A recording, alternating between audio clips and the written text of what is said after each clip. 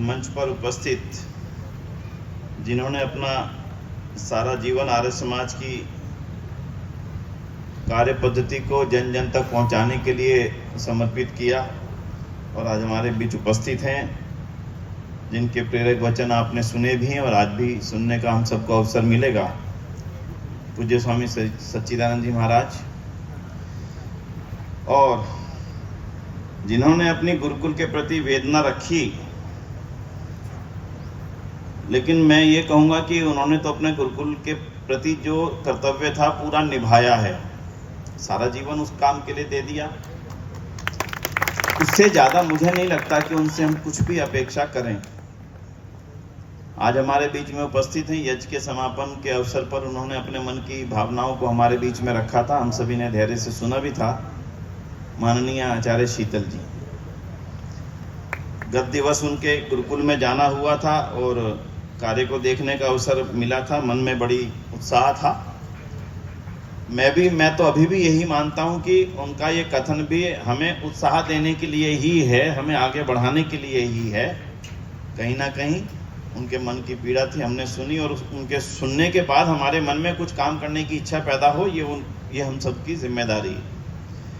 और मंच पर उपस्थित आज के यज्ञ के ब्रह्मत्व की भी जिम्मेदारी जो निर्वाह कर रहे थे आदरणीय आचार्य चंद्रगुप्त जी, और जिनके प्रेरक गीत उत्साहपूर्वक वाणी से आप अभी सुन रहे थे, आदरणीय बहन जी, जिन्होंने अभी बहुत ही, मैं समझता हूँ, हर विषय को छोटा छोटा समेट के प्रेरणा के रूप में भी, उत्साह के रूप में भी हमारे समक्ष रखा। उपस्थित पूज्य माता शक्ति, आर्य समाज लुड़वा के माननीय प्रधान जी, माननीय मंत्री जी, गुजरात प्रांतीय आर्य सभा के माननीय उप प्रधान जी श्रीमान वाचुनिधि जी और श्रीमान विपिन जी भाई।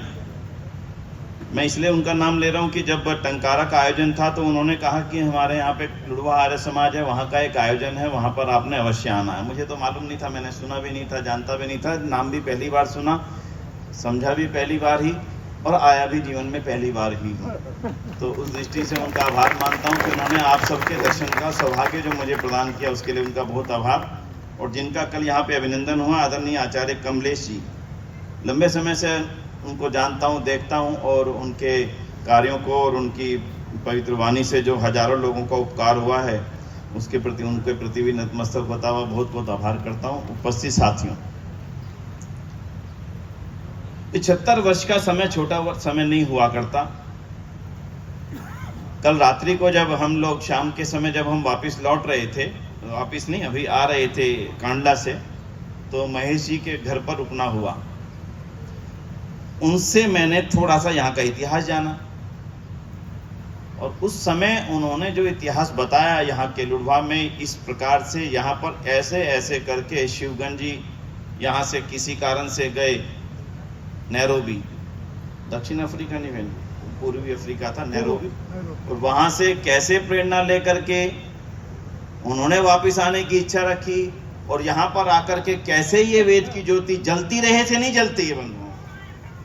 मैं बोलता हूँ वेद की ज्योति आप 100 बार बोलिए, जलेगी नहीं, करने से जलेगी। शिवगंज जी ने किया आकर के यहाँ पर वो काम जिससे इस क्षेत्र में वेद की ज्योति प्रज्वलित हो गई और अब ना जाने कितने घरों में प्रज्वलित हो रही है, लगातार जल रही है। अगर वो भी वहीं रह जाते, बहुत अच्छा काम है, बड़ा अच्छा काम है, बड़ा सुंदर काम हो रहा है, आर्य समाज बहुत अच्छा है, वेद की वाणी बहुत अच्छी है, वेद की बातें बहुत अच्छी हैं, और उनके मन में वापसी लुड़वा आने की इच्छा ना जागृत होती और यहाँ आ भी जाते और आकर के ठीक है अपना जीवन जीते बड़े प्यार से, आनंद से, तो क्या आज जितनी बात हम लोग कर रहे हैं, हमारे मन संचालक महोदय कह रहे थे, मुझे बड़ा गर्व है कि मैं तीसरी पीढ़ी से आर्य समाज के कार्य को कर रहा हूँ, कोई चौथी पीढ़ी से आर्य समाज के कर रहे हैं। हमारे वेलाणी जी बैठे हैं जिनके पुत्र यहाँ पर उपस्थित है मंच के ऊपर, वो कह रहे हैं मैं हम पांचवी पीढ़ी से 5 पीढ़ी से लगातार। सोच करके देखना, किसी ने तो जागृत की ही होगी वो ज्योति। आज उनके प्रति नतमस्तक होना केवल एक तरीके से हो सकता है, और वो तरीका ये है कि मैं अपने मन में पक्का विचार करके चल रहा हूं कि नहीं चल रहा हूं कि मैंने भी ये ज्योति अपनी आगे आने वाली पीढ़ियों में जागृत रखनी है। अगर तो मेरे मन का ये संकल्प है तो समझ लेना कि आप अपने पूर्वजों को श्रद्धांजलि दे रहे हैं। और अगर ये संकल्प कुछ भी कमजोर है, थोड़ा सा भी ढीला है, तो मानना फिर ये केवल हमारे नारों तक सीमित रह जाएगा और ये चीजें कभी भी जीवन में आगे बढ़ने वाली नहीं। छोटा काम नहीं था। जब शिवगंज जी यहां पर वापिस आए, हमारे इस पूरे क्षेत्र के अंदर मुस्लिम मत की अवधारणाएं हावी हो चुकी थी। आपको मालूम है कि नहीं? मुझे मालूम नहीं। आप अपने उस इतिहास को जानते हैं कि नहीं? मुझे जानकारी नहीं। आपके आने वाली पीढ़ी ये जानती है कि नहीं इस क्षेत्र में आर्य समाज ने किया क्या, इस क्षेत्र को आर्य समाज ने दिया क्या? यह जानकारी आपके आने वाली पीढ़ी, आपके छोटे छोटे बालकों को है कि नहीं? पर फिर भी थोड़ी सी तो जरूर बता दो। यह पूरा क्षेत्र यहाँ का नहीं है। इस पूरे क्षेत्र की चर्चा करूं तो मौरवी सहित है ये पूरा का पूरा क्षेत्र। कम से कम मैं मौरवी के इतिहास को और यहाँ के पूरा जो ये जो काठियावाड़ क्षेत्र आप इसको कह सकते हैं, मुझे पूरी भौगोलिक जानकारी नहीं, अनुमान से कहता हूं। एक सज्जन हुए जिनका नाम था मोहम्मद अली जिन्ना। नाम सुना आपने? कितनों ने सुना? सुना तो सबने, आधों ने हाथ खड़े किए, कोई बात नहीं। मोहम्मद अली जिन्ना का जन्म भी कहां हुआ था मालूम है ना? आपके पास ही हुआ था। कितनों को मालूम है ये बात कि आपके पास हुआ था? अब कुछ हाथ कम हो गए, हमारी बहनों के हाथ कुछ कम हो गए। हुआ था। मोहम्मद अली जिन्ना का जन्म जब आपके इस क्षेत्र में हुआ, काठियावाड़ क्षेत्र में ही, उनसे 2 पीढ़ी पहले वो मोहम्मद नहीं थे, मुस्लिम नहीं थे।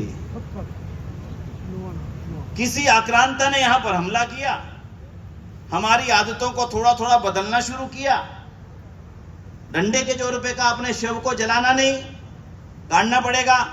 अच्छा साहब, अच्छा साहब, अच्छा साहब। गरीब थे, हाकिम ऊपर था, शासन का जो जोर आज भी है तब भी होता था, तब उससे कहीं और ज्यादा होता था।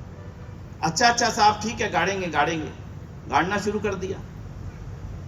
थोड़े दिन बाद एक लोग आए, अरे ये तो लोग अपने शव को गाड़ते हैं, अरे ये मुस्लिम है, मुस्लिम है।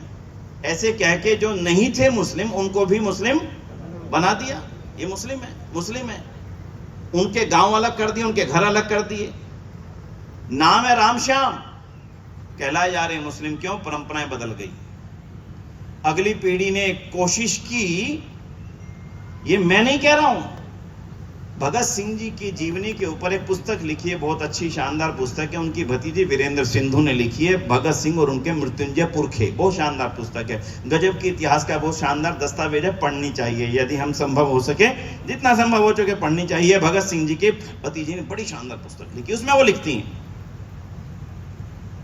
घर के आगे जो आपके यहाँ पर गुजरात के अंदर जब घर बनते थे तो उसके आगे पेंट वगैरह लीप करके बड़ी सुंदर आकृतियां बना करके उस पर राम राम आदि लिखने का प्रचलन था। सतिये लिखे हुए हैं, सतिये बने हुए हैं, राम राम लिखा हुआ है। लेकिन हमारा एक समुदाय जो अपने आप को यही मानता था कि मैं जो कहता हूं केवल वो ही सत्य है, वो ही मान्य है, उन्होंने कह दिया नहीं, क्योंकि ये अपने शव को गाड़ते हैं इसलिए हिंदू अब नहीं रहे।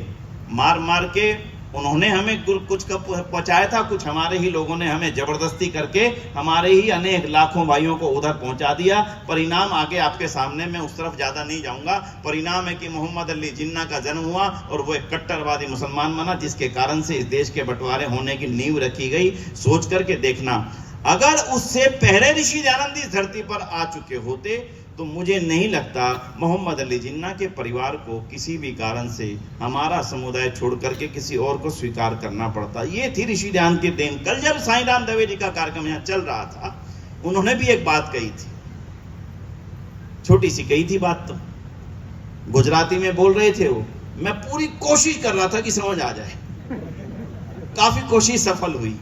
थोड़ा सा दाएं और थोड़ा सा बाएं बैठने वाले हमारे बंधुओं ने थोड़ी थोड़ी सहायता करी, हाँ ये बोल रही, ये बोल रही, बोले हाँ समझ में आया। बोले दयानंद ना होते तो